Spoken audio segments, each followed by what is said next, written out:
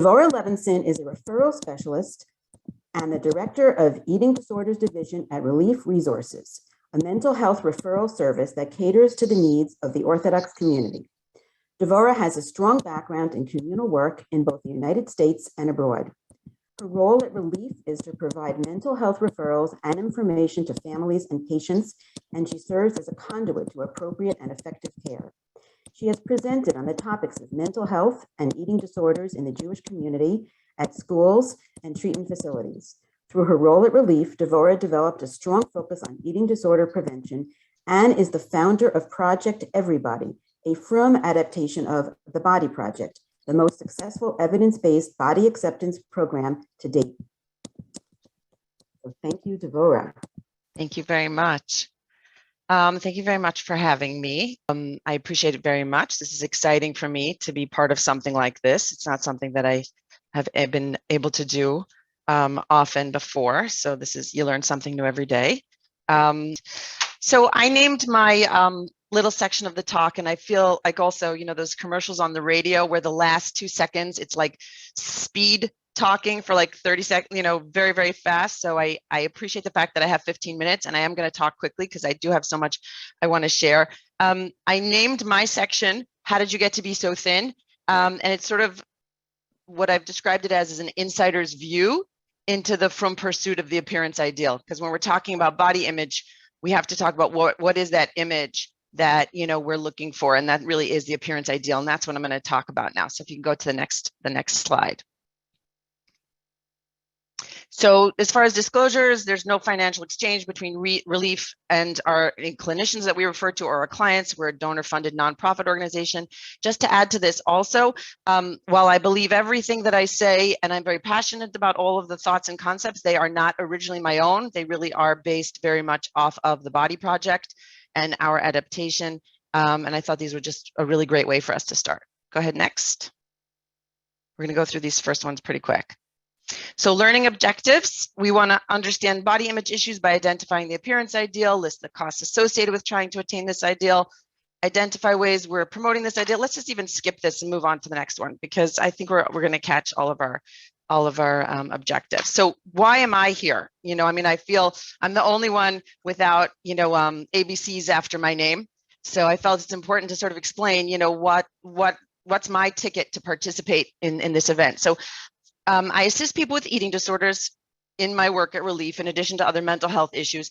And what I've noticed over the years is that even those people that don't have eating disorders will often have very disordered eating. And that means poor eating behaviors, emotional eating, compensatory exercise, binging, and all around just body dissatisfaction.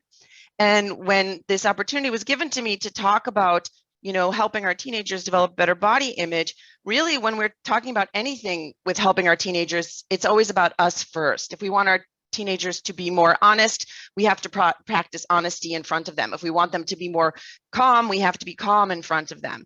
If we want them to be, you know, more spiritual, we should show them our own spiritual side. So whenever we try and help our kids, we have to look at ourselves first. So I thought it would be very helpful for the beginning of this talk to be for us to sort of explore our own perceptions about body image and thinness and what we can do to combat it. So you can go to the next slide, please. Next slide. So this one I entitled here, I Feel Fat and Other Ridiculous Comments. Just thinking about it for a minute, you know, for a moment, women's self-worth and our moods are so intertwined with our feelings about our appearance. You know, how many times have you made comments like, I feel fat, or you didn't feel good going into a simcha or going somewhere because of how you looked?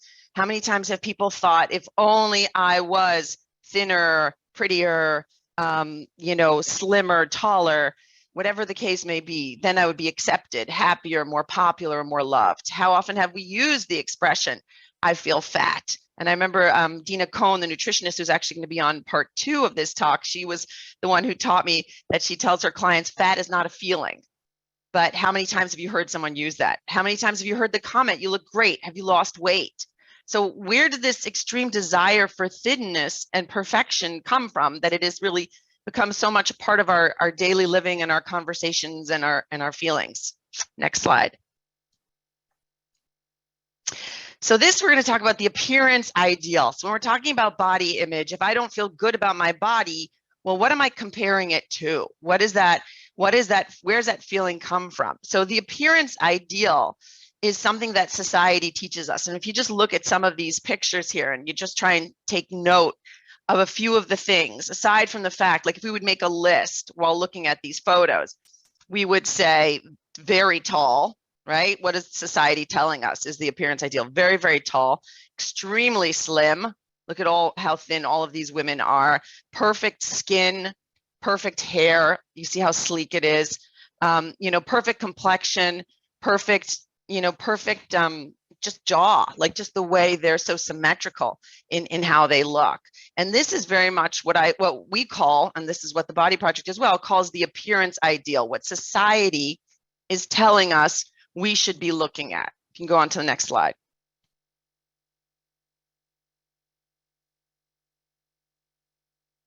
So this, like I said, the appearance ideal is really what the media tells us.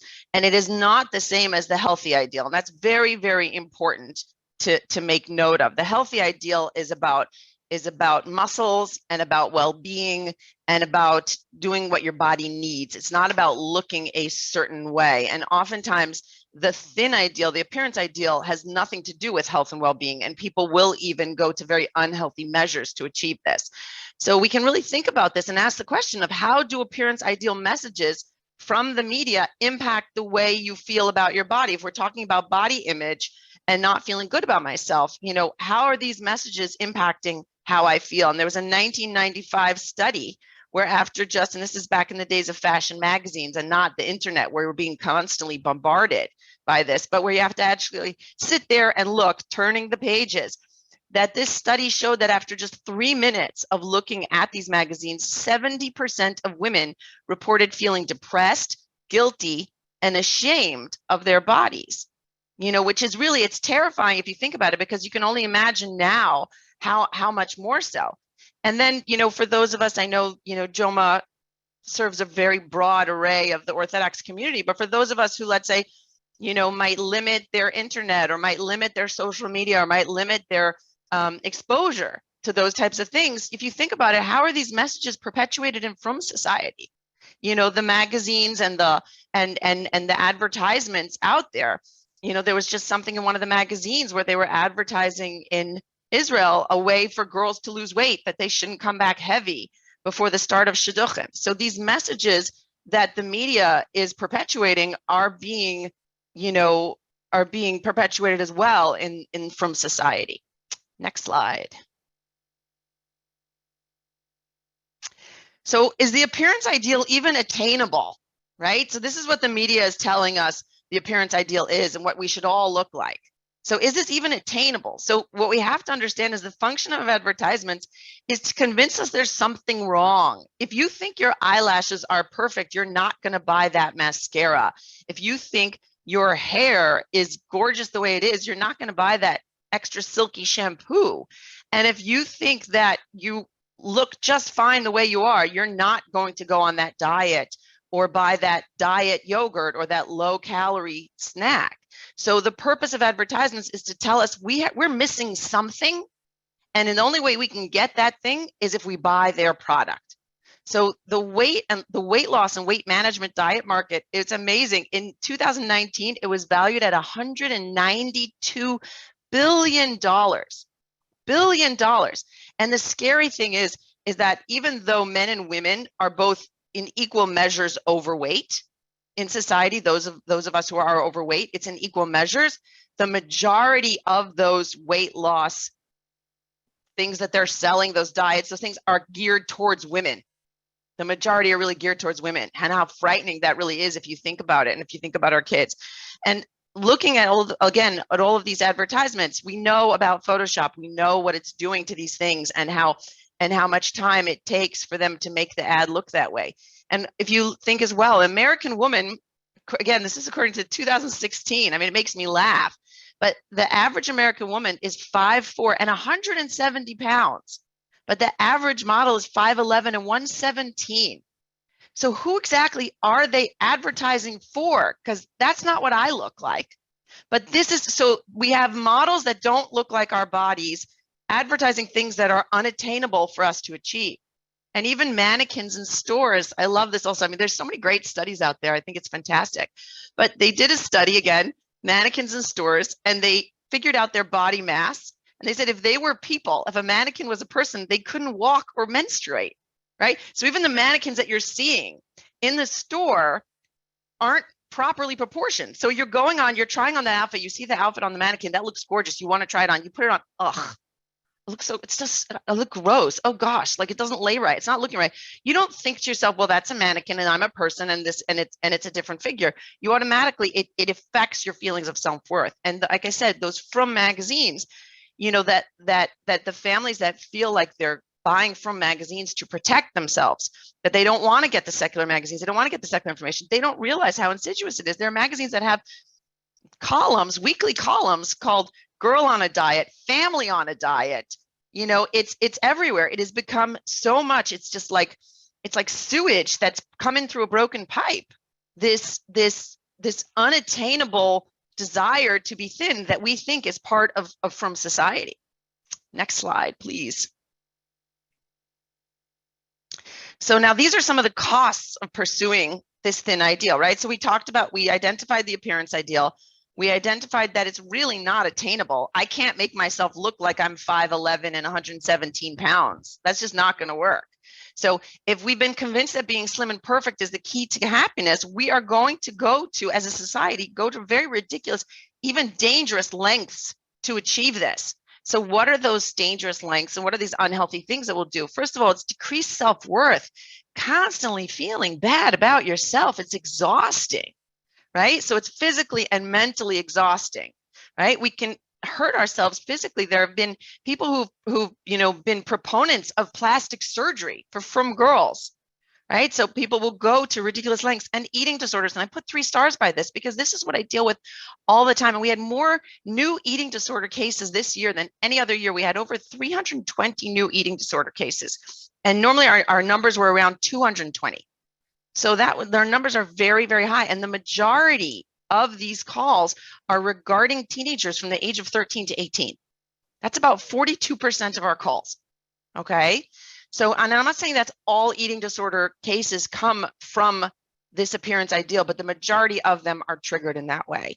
It also encourages unhealthy weight management techniques. Even if someone doesn't develop an eating disorder, a lifetime of yo-yo dieting, compensatory exercise, all of these things, that disordered eating that I spoke about in the beginning, is a very, very big cost. And especially as women, where we're encouraged to start a family, get married, start a family, have a large family, have many children. So our bodies are supposed to be gaining weight, losing weight, gaining weight, losing weight. Yet we expect at a simcha that the mother of the kala, right, looks like the kala. And, you know, everyone says, well, I'm making a bar mitzvah, I'm making a simcha, I've got to lose weight. Who said? Like, where's that written? Like, did I miss that, you know, Rashi somewhere? So I think all of these things, these are the major costs of pursuing this ideal. And younger kids are really being influenced. And I see it younger and younger and younger. And how these kids, they want to know what their weights are. They talk about their weights. They talk about diets. I think a lot of parents just don't understand, and I'll let the doctors talk about this, but they don't understand what normal adolescent development looks like. And I say that, you know, preteens, 11, 12-year-olds, the way I describe it to callers, it's like if you take a baby and a 21-year-old and you squeeze their body together, you just get chubbiness in awkward places. You get this funky looking body, and that's normal. And a lot of parents just don't understand that. And then I wrote here money, the cost of pursuing this ideal.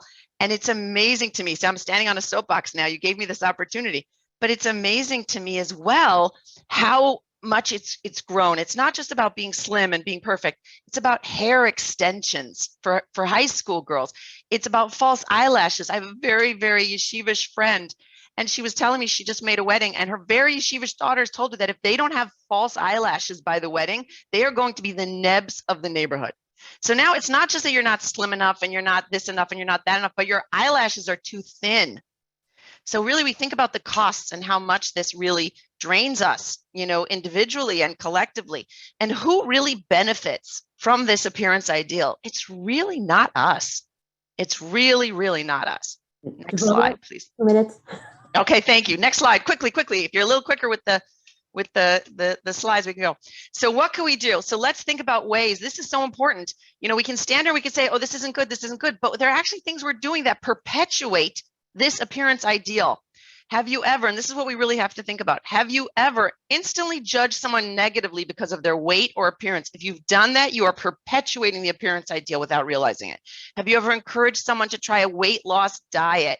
Have you ever given a relative a hard time about her weight, weighed yourself multiple times a day, made a negative comment about someone's weight or appearance? Or have you ever complimented someone purely because they lost weight? That's the biggest compliment. You look great. Have you lost weight? Why can't it just be you look great?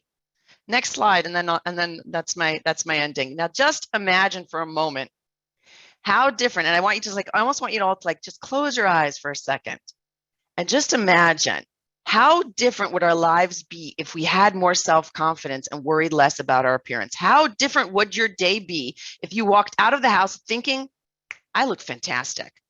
I am just at the top of my game, right? So if we would just think about that and think about how much of our interactions in our life is really being impacted about feeling negatively about ourselves, and we think about how we're perpetuating that appearance ideal without meaning to, maybe we can start to create some change. And I leave it to the next speaker. That was phenomenal. Thank you so much, Mrs. Levinson. My pleasure. Next up, we have Rachel Tuckman. Rachel Tuckman is a licensed mental health counselor, LMHC, with over 10 years of experience. She has worked with many diverse populations, including incarcerated women at Rikers Island Correctional Facility, kids and adults with developmental delays, kids with behavior issues, overwhelmed parents looking for skills and support, teens struggling with the pressures of adolescence and life in general, adults going through difficult life circumstances, and women experiencing infertility.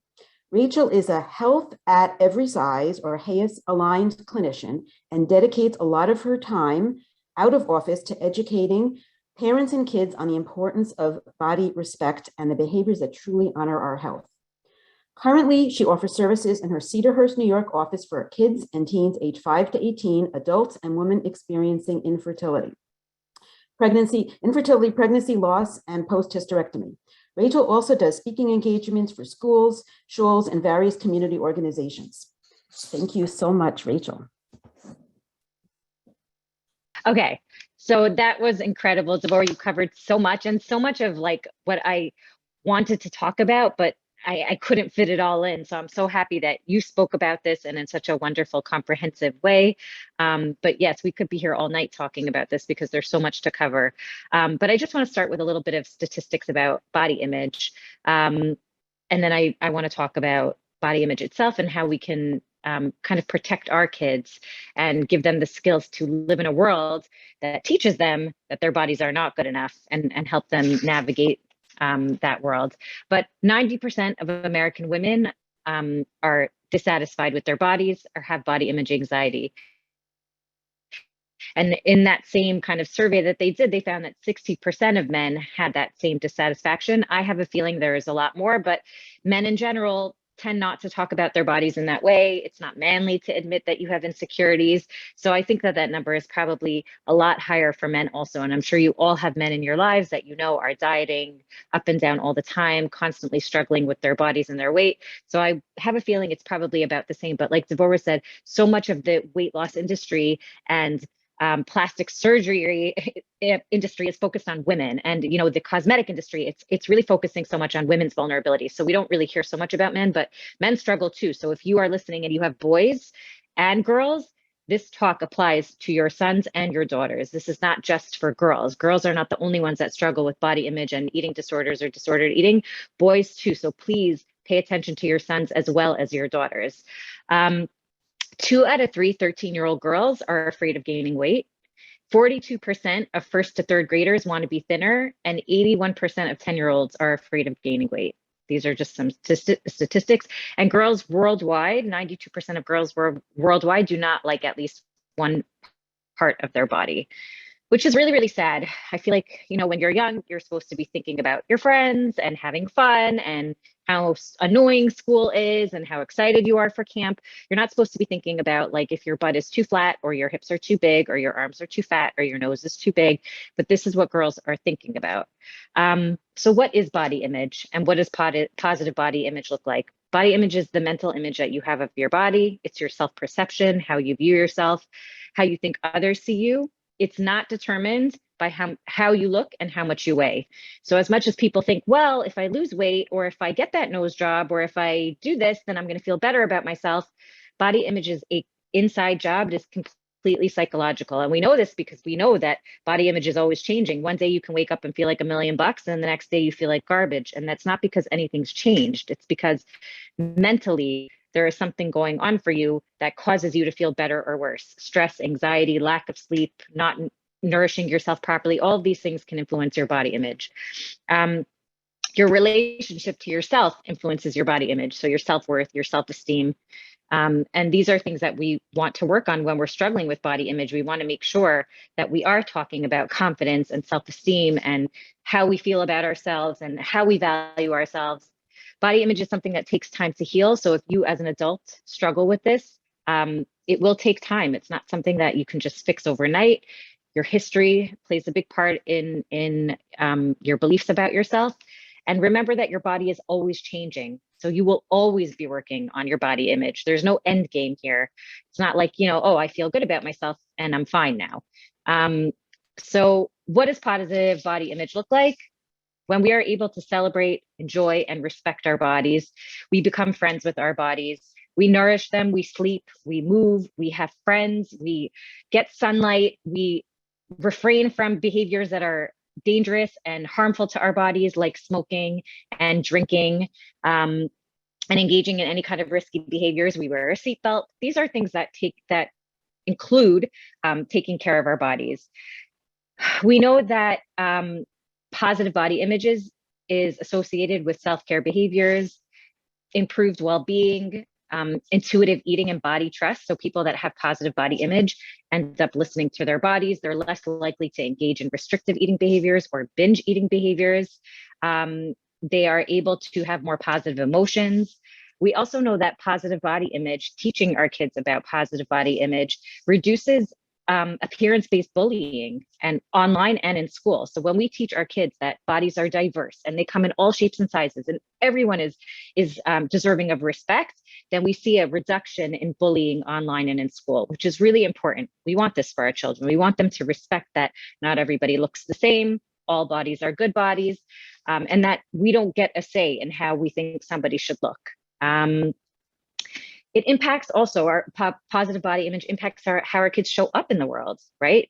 In relation to how they behave in class, whether or not they have the confidence to raise their hand and share something with the teacher, whether they're going to try new opportunities like trying out for the volleyball team or joining, college bowl or getting into the school play or joining dance. If they're feeling self-conscious in their bodies, they're less likely to join in these things, which we know it is so good for their mental health and for their physical health for them to be involved in these activities in school. Socially, it's so important for them. So when our kids are feeling bad in their bodies, they're less likely to get involved in these things. The way that we think about our bodies impacts how we treat them. So individuals with positive body image are also more likely to engage in something called health promoting behaviors. And when I say health promoting behaviors, I mean things like getting adequate sleep, having fruits and vegetables, drinking water, having a varied diet, meaning there's time for ice cream and cookies and there's times for the salads and the proteins. They don't engage in risky behaviors, like I said, binge drinking, smoking, fad diets. They know that taking care of their body is important. They're more likely to go to the doctor and make sure that they're taking care of their health.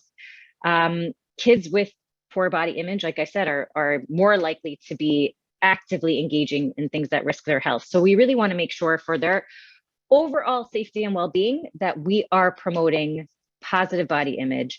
And it's important that our kids know from us that no matter how they look, we will always love and care about them.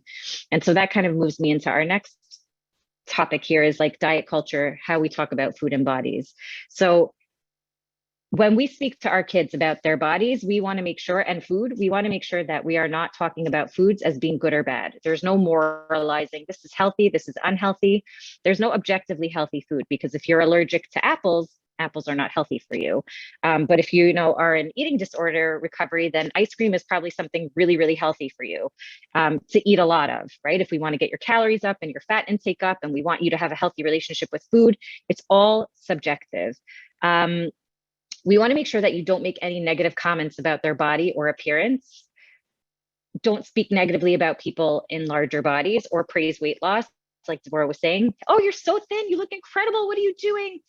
Explain that body changes are normal for our kids. So when they're going through puberty and their bodies are changing and they're noticing it or even stressing about it, you could validate their discomfort, validate that maybe they're feeling different than their peers, but also letting them know your body's doing exactly what it's supposed to. Thank you, body. Let that be like a mantra in your home. Thank you, body. Yes, you're hungry today, you're starving, you're like eating more than usual. Guess what? You're a 14-year-old girl or a 15-year-old boy. You're going through changes. You just played tons of sports. Your body is telling you, I need more energy. I need nourishment. Let's listen to it. What would feel good for you right now? Let's think about it. What's going to help you feel full? You have a long day ahead of you. You know what? You have that exam and then you have volleyball later. What snacks can you bring today that are going to give you energy and make you feel full till you get home? Right? Encouraging them. Food is good for you. It takes care of you. Calories are not something to be scared of. They are energy for our body. And that is sometimes why we want to know what a calorie, what the calorie information is on something, like how much energy is this going to give us? But mostly it's not important. Speak kindly to your own body. Show respect always to your own body. Don't stand in front of the mirror and say, I'm so fat. I hate what I'm wearing. I gained so much weight. This pandemic, quarantine 15, quarantine 150, guys. None of that. Your kids are hearing it and overhearing conversations. Oh, the guy that I work with, the guy's huge, came back to the office. He's so fat. Oh my, he looks horrible. They're listening to what you are saying about people's bodies. Don't speak about people's weights. Don't speak about their bodies in a disparaging way. Share why you're grateful for your body. When you come schlepping in those groceries, hopefully they're helping you schlep the groceries. Thank you, arms, for helping me carry these things. Thank you so much for helping me carry this day. Thank you for giving me arms to hug my kids, right? Thanking our bodies for everything they do. This is really important. We want our kids to understand that our bodies are a gift, that the way they function is more important than how they look, that if they are lucky enough to have a body that functions properly, that they don't have any kind of health issues, chronic health issues or disabilities that inhibit them, that they should be grateful for that. And then if there are issues that they have, they should be grateful for the functions that they do have that are not difficult for them. When we talk about our bodies to our kids and we talk about bodies in general, we want to empower them. So something that Devorah mentioned was looking at kind of like media and the appearance ideal and the message that we're given about what's beautiful or what's attractive. Give our kids media literacy. When we're watching a TV show with them, they probably won't want to watch with you if you do this. I still recommend doing it. Point out when they're getting a message. So if you have a little kid, a small child who's, watching Peppa Pig and Peppa is making comments about Daddy Pig's big tummy and he needs to stop eating, stop the show for a minute or stop your child and say, hey, what's Peppa saying about her daddy right now? Is it true that someone who has a big tummy looks that way because they eat a lot? Let's challenge that idea of people are fat because they can't stop eating, that they're lazy, that they don't care about exercise, which is what Peppa's always doing. She's kind of bullying her dad. And this is very early on that kids are getting that message. Help them think about it. Hey, why did they say that they think that he ate all the candy in that way? Are they saying it because he's in a bigger body? Let's get them to start questioning what TV shows and media are telling them about people in a bigger body. We really see that there's a lack of diversity in shows and movies. The fat kid is always like the loser, never gets the girlfriend, never gets the boyfriend, helping them notice, hey, there's not really many kids here that look different. Everyone's body is kind of the same, right? But we know that kids look different. You have friends in all different shapes and sizes, showing them that all different kinds of bodies exist. Trying to, if your kids play with dolls as much as possible, it's hard because there isn't much diversity in dolls, but I know that Barbie, if your kids play with Barbies, they're definitely trying to show more diverse sizes and heights and skin colors and hair textures. So really trying to bring in diversity in that way into your home with your toys, but teach your kids that they are more than a body. What you love about them has nothing to do with what they look like. It doesn't mean that you never compliment how they look. Of course, they should know they're beautiful and adorable, and you love their hair and you love their curls and you love how their skin is like their daddy's skin or whatever it is. But also that they should know that it's not the most important thing about them. So what other ways can we value people and ourselves? What is something else about a person that we can love and admire besides their like adorable dimples and like, how beautiful they are? We want to provide unconditional love and support for your child's body, no matter what their body looks like. You have to believe that they're lovable and worthy. If this is hard for you, consider your relationship with your body and your beliefs about being in a bigger body. If you struggle with this, I'd encourage you to, I'll provide a reading list that we can send out after. I'll encourage you to read some books about body respect, body diversity, health at every size, just body image in general, just to learn how to undo maybe some of the messages that you were given as a child or that you somehow internalized yourself, again, from just living in the world that we live in, when we're taught that certain are good and others are bad. There's a book that I highly recommend reading called How to Raise an Intuitive Eater, and I'll put it on that list. And she gives an acronym called REAL in order to teach our kids how to feel good in their bodies. And so the R is reducing body shame. She says, again, normalize bodies, demystify our bodies. This is something I talk about a lot also, is talking about our bodily functions and how our bodies work and thanking them.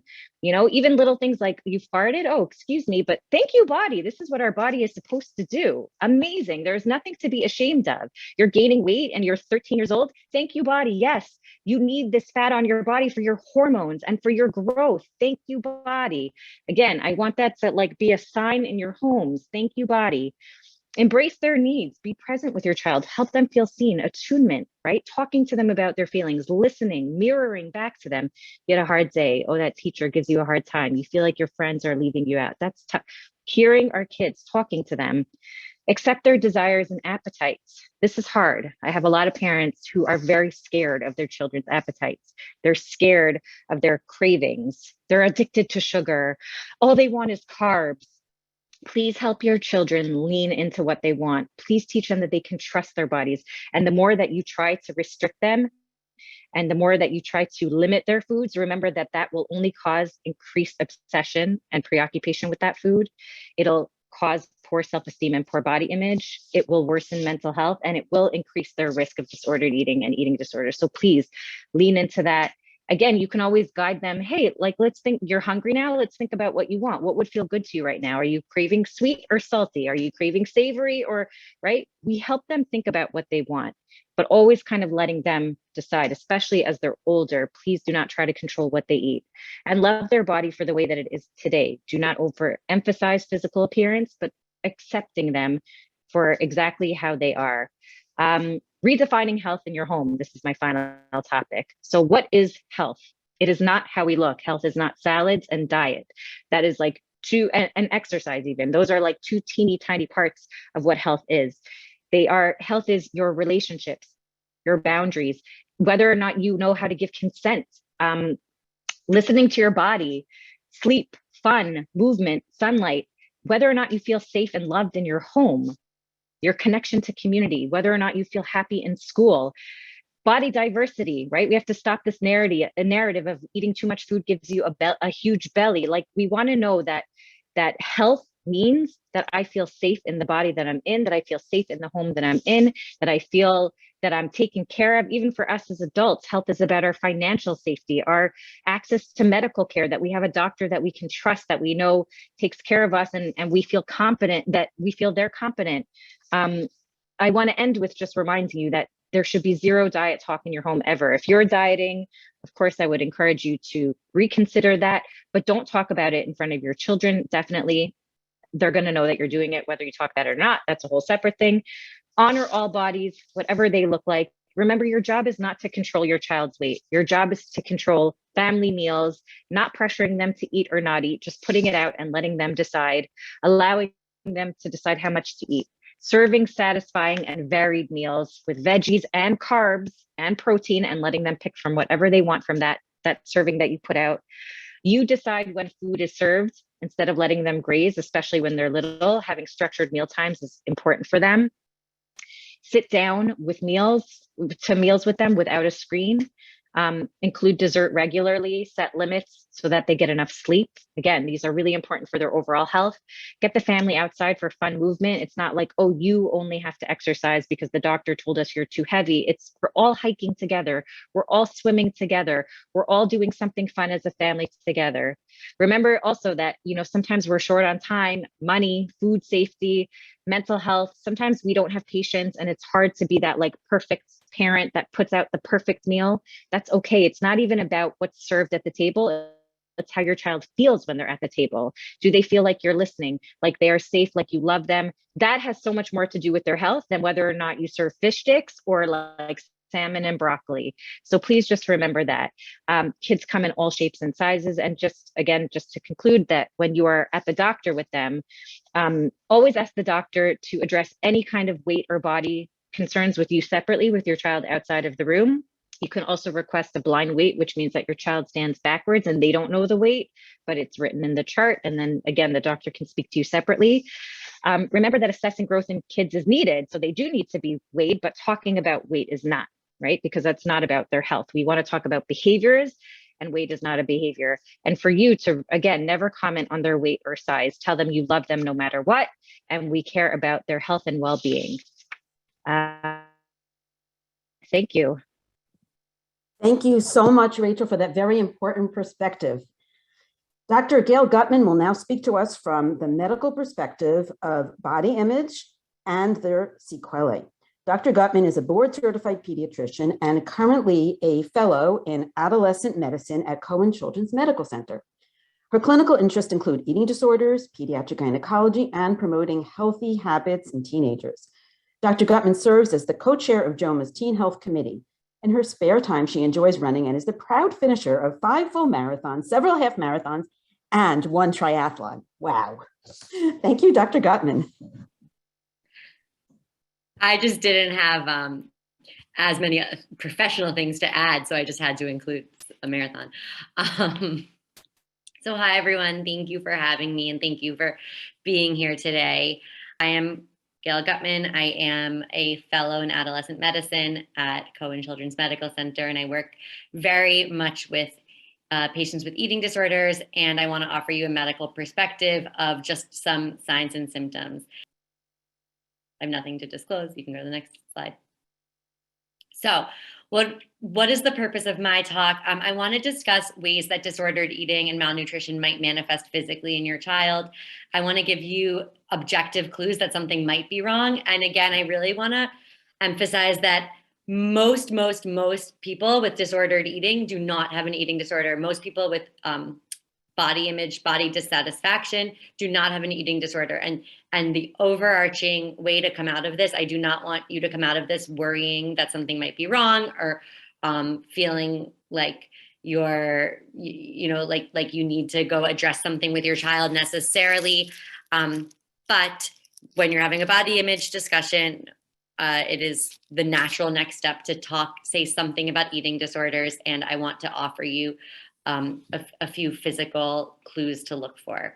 This is not a medical class. This is not part of a medical curriculum, and it is in no way a comprehensive review. And it is not medical advice either. All right. So things that your child might complain of: headaches, or that you might see in your child. You might notice that your child, if they're not eating right or if they're not eating enough, they might have a headache. They might feel tired more than usual. They also, of course, could have a headache or feel tired for a lot of other reasons, so it can be hard to tease out. You might notice a change in their personality. They might start seeming a little bit like they're a little more down in the dumps than usual, or they're a little bit less interested in things that used to interest them. These are all signs that you should go see a physician or a mental health specialist and be evaluated. They also might be complaining of feeling cold more than usual. And then the biggest thing, and maybe it's obvious, is that they might lose weight. And, they might not, but they might. And children really should never lose weight. In like very, very unique situations, does a child lose weight? But even if you've been told that your child is overweight, typically the norm, what we would expect then is maybe for them to not gain weight, but we really, really very rarely ever expect for a child to lose weight. So if you have a child who's lost weight, that could be a red flag or a warning sign to think of something might be going on. Next slide, please. So there are a lot of gastrointestinal complications with malnutrition and with poor eating habits in general. I'm sure that you've noticed that if your kid, let's say, comes home from school and for some reason didn't eat lunch that day, your kid might have a stomach ache later that day or might have a headache, like I was saying before.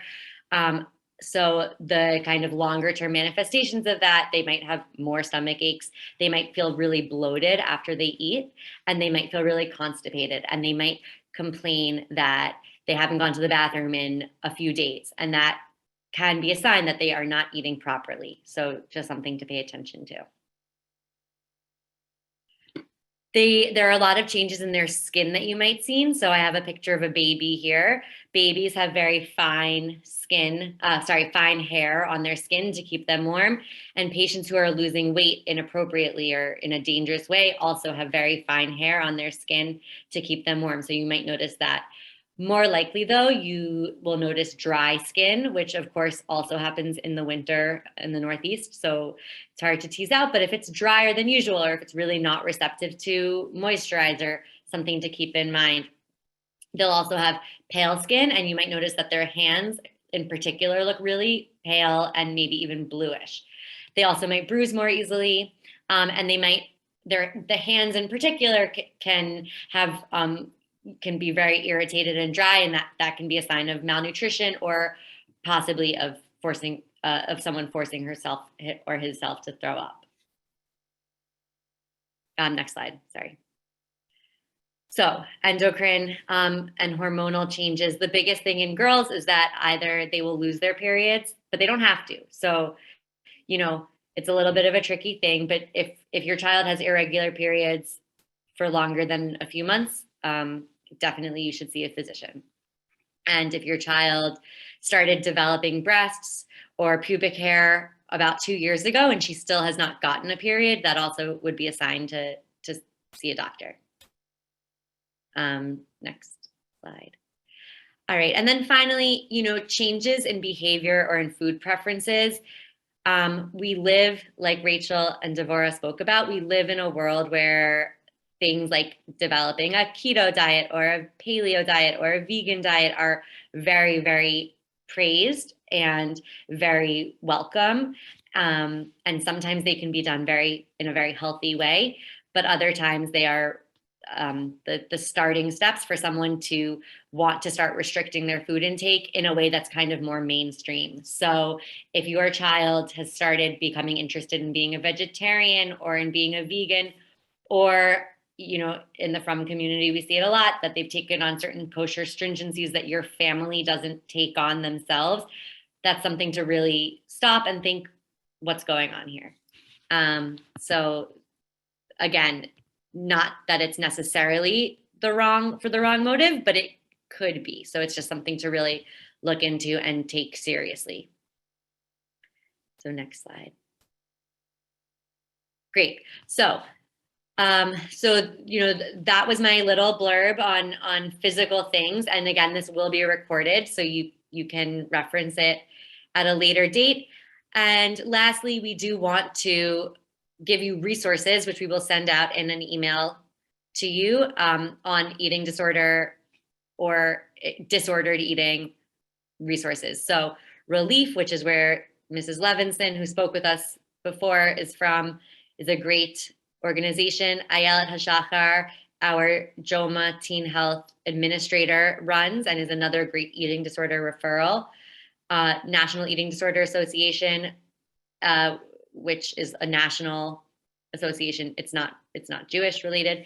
And then the Body Positive Project, which I believe, Devorah Levinson, you also have a role in from the Frum version. And then Atzmi, which we will speak about on another slide, but that is an organization which Dr. Marcy Forda, who is going to be joining us as a panelist, is the founder and runner of. So I'll go to the next slide. And that's the end of our presentation. So I'm going to hand it back to Dr. Minkin. Thank you so much. Thank you so much, Dr. Gutman. That was excellent and very informative. So I'd like to open up the floor to questions now. Our panelists include everyone who's spoken today, including me, and you mentioned Dr. Marcy Forda. Dr. Forda holds a doctorate in education and a master's of business administration. She is the director of ATSME. She works in an eating disorder education, awareness, and prevention, and specifically focuses on risk factors and prevention within the Jewish Orthodox adolescent community. She is a body project facilitator and serves as a consultant to parents and educators.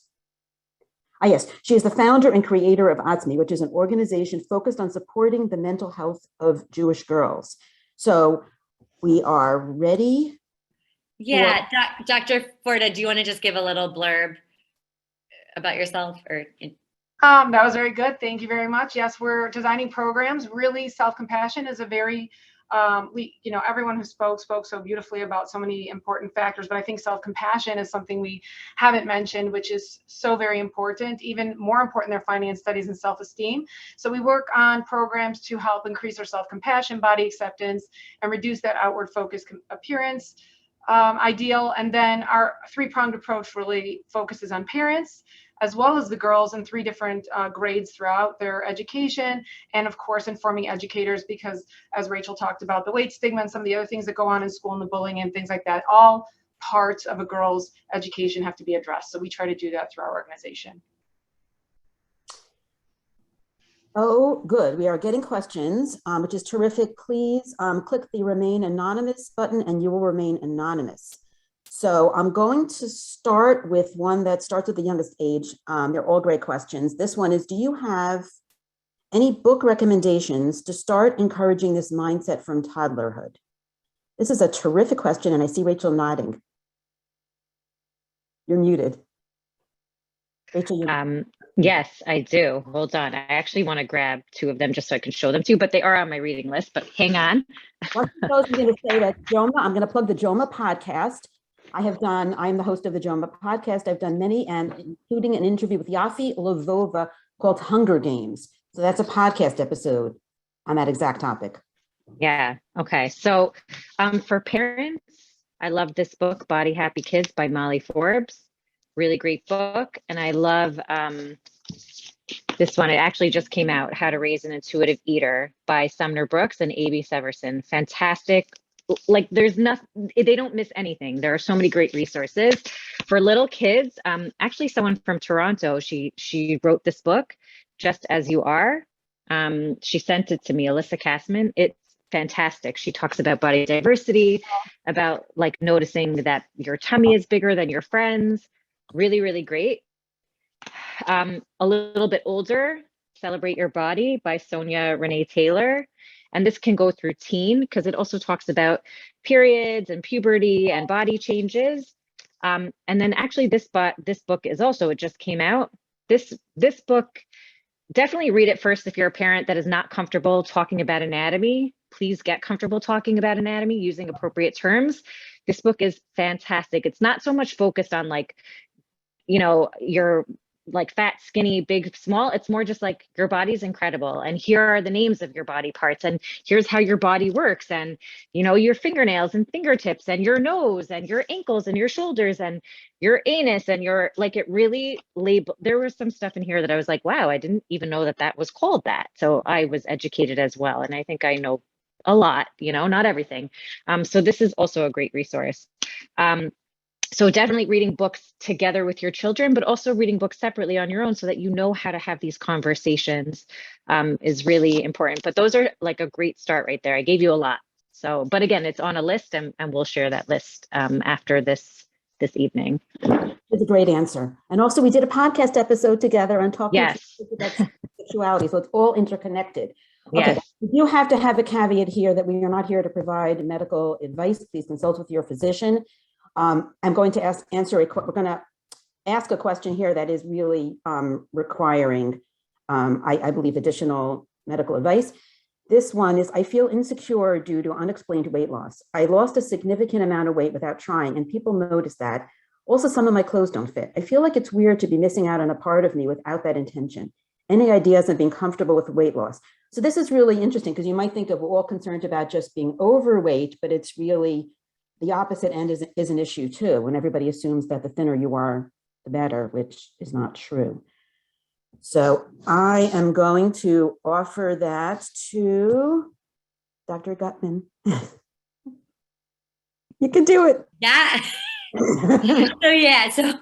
So right.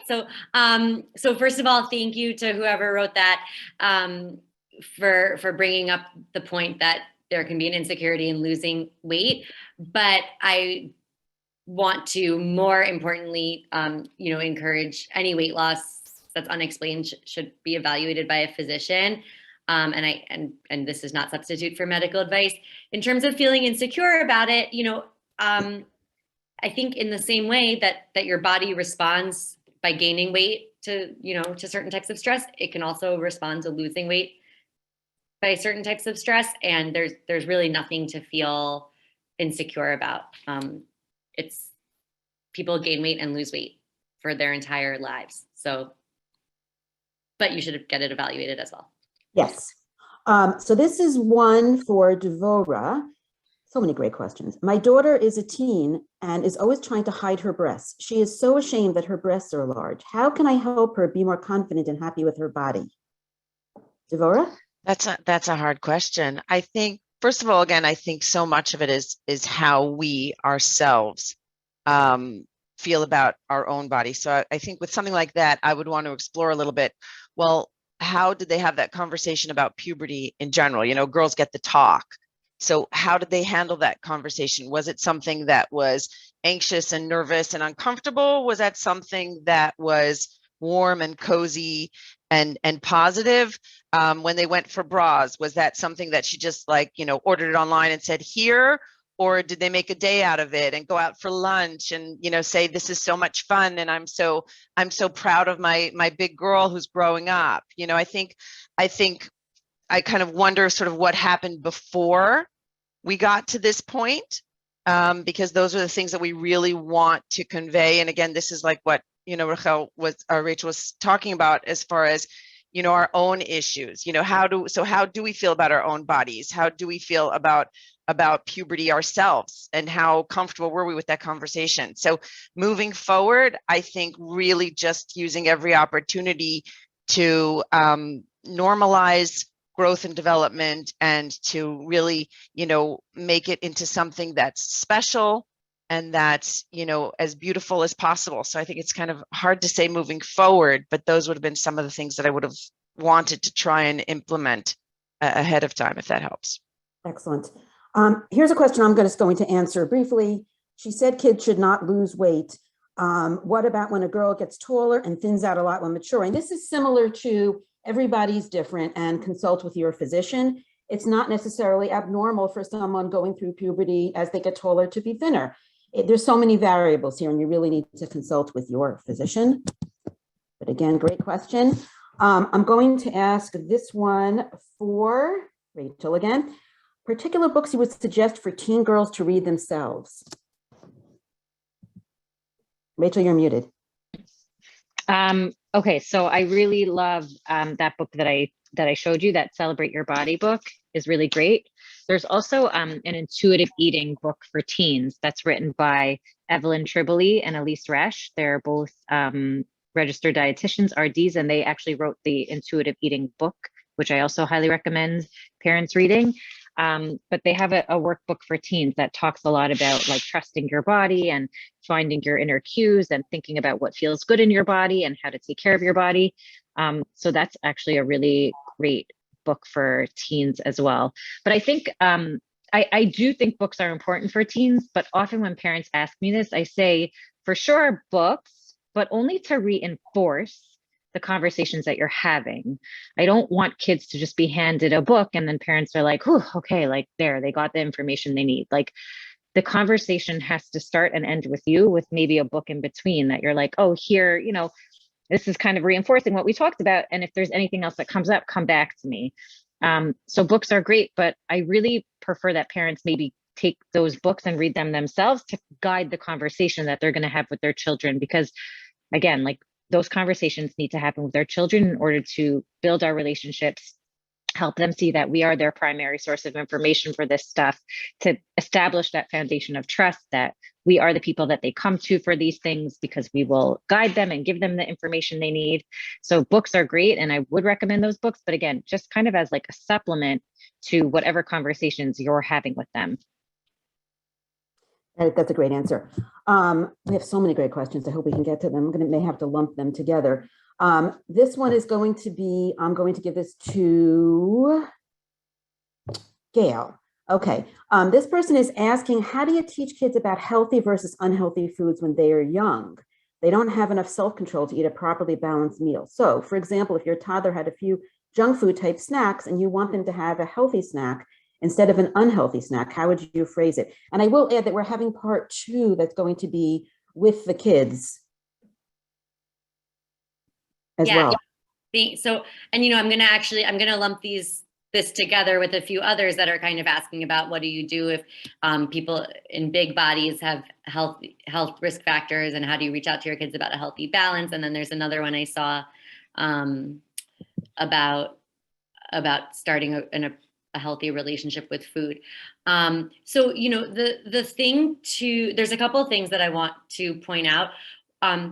One is that promoting a healthy body image does not, we're not promoting we're promoting actually having a healthy relationship with food. We're not promoting having an unhealthy relationship with food, where you're kind of eating everything that's quote unquote healthy and unhealthy. So the idea of kind of what's healthy and what's unhealthy, food has energy, right? So like a lot of times people will say something like juice is empty calories.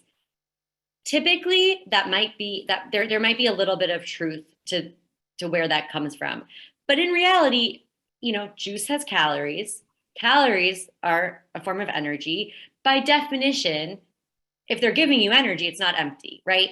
So that kind of like language maybe needs to be shifted a little.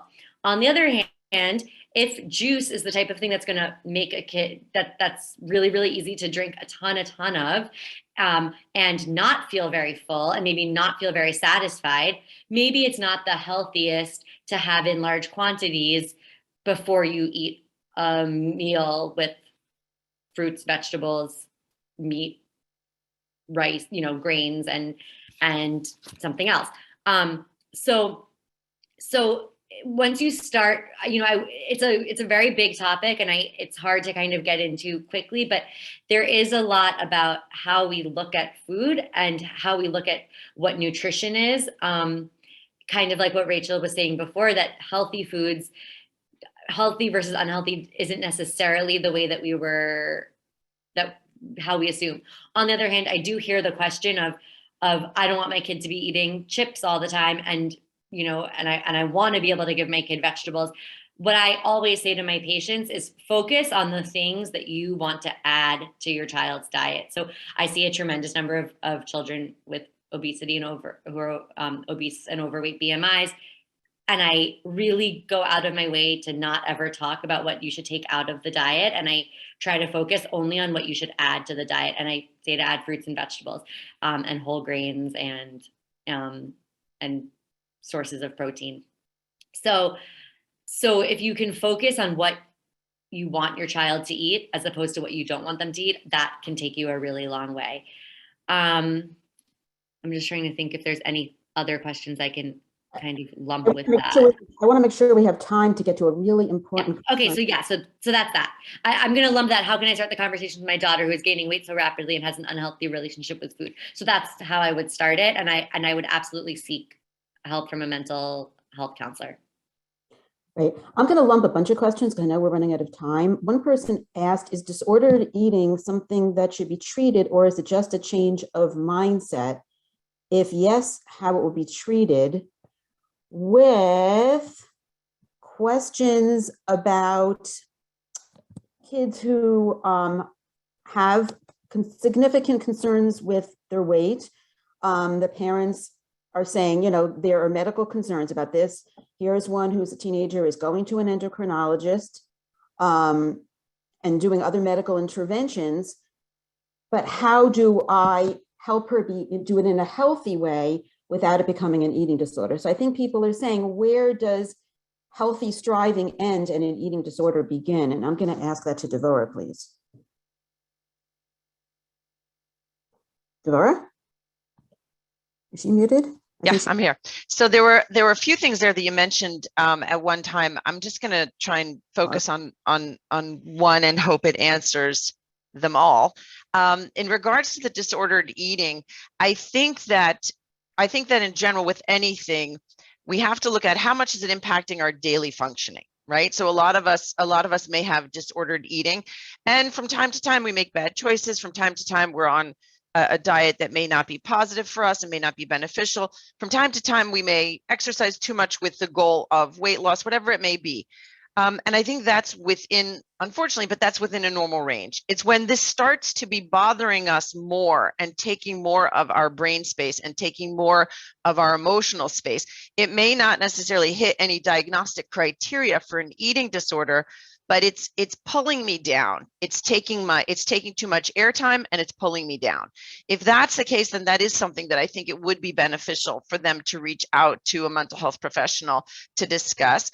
Otherwise, again, if it is just this kind of like annoying little noise in the background, then yes, I think with talks like this, with books that, Rachel recommended, I think those are things that you can improve with a change of perspective and, some self-introspection. But that's sort of how I would answer that.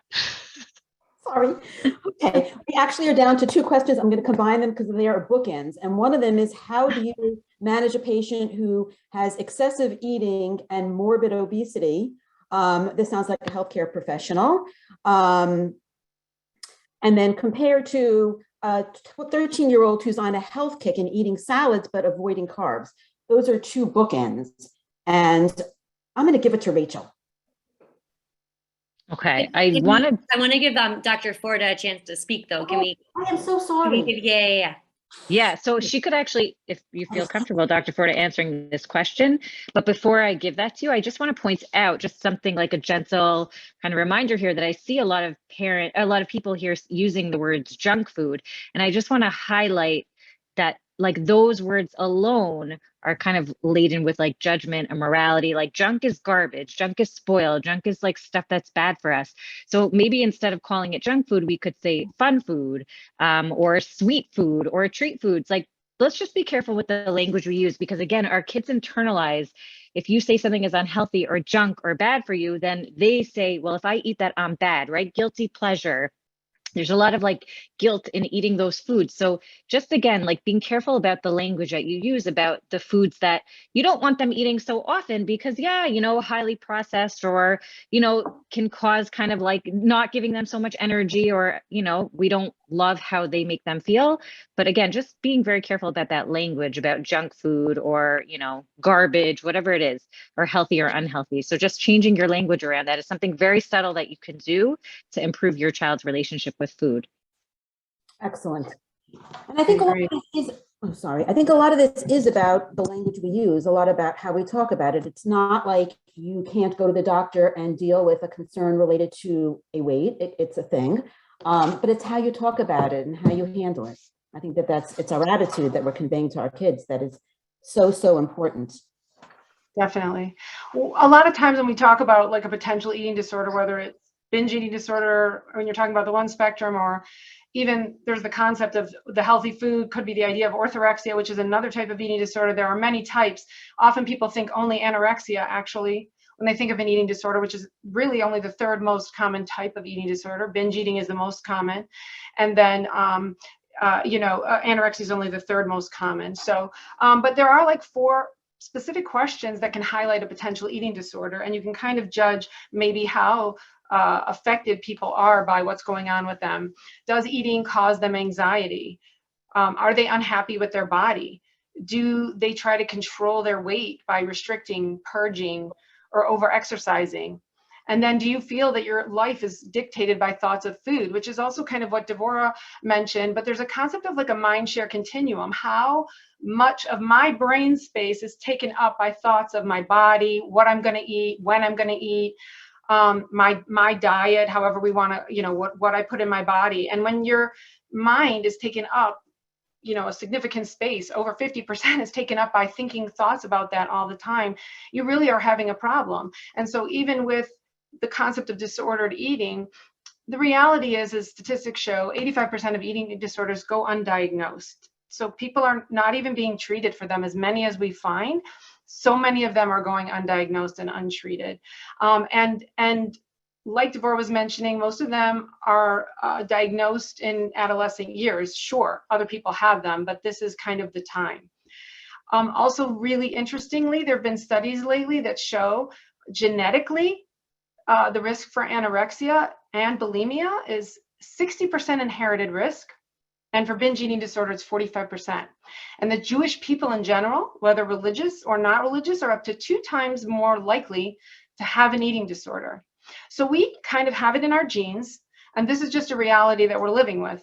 So we have to be a little more careful and a little more proactive, and we have to take all those things that Rachel was saying very seriously about how we talk about food, not moralizing it, how we talk about our daughters, mostly how we model to our children. We can tell them it's okay to eat that, or food isn't good or bad, but if they see us looking at ourselves in the mirror or judging how our body looks, or I can't believe I can't fit into this, or like you said, judging somebody by their weight, these are all things they pick up from us. So I think the number one thing is work on your own self and your own relationship to food and your own body and how you feel about yourself.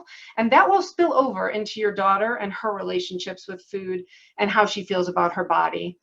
The whole thing with shopping for a bra, going into puberty, shame, there's a lot of shame around physical development. We have to be less, uptight about it. We have to figure out ways to do that for ourselves. So just some thoughts. Thank you so much. It's really valuable.